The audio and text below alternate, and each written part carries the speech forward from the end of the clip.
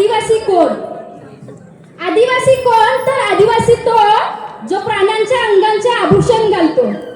आदिवासी कोण तर आदिवासी तो जो प्राण्यांच्या अंगांचे आभूषण घालतो, हाती अवजार घेऊन फिरतो, जो जंगलात राहून जीवन जगतो, स्वतःची स्वतंत्र बोली भाषा बोलतो, जो शिकार करून अन्न मिळवतो, वेगळ्या शैलीचे कपडे घालतो, जो बांबू मातीच्या घरात राहतो, पारंपरिक वाद्य वाजवून नृत्य करतो, जंगल व शेताच्या आधारावर जगतो, कुठल्या देवाला नाही तर निसर्गाला पूजतो, कुठल्या देवाला नाही तर निसर्गाला पूजतो.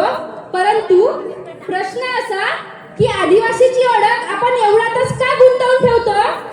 परंतु प्रश्न असा की आदिवासीची ओळख आपण एवढ्यातच का गुंतवून ठेवतो? या व्यतिरिक्त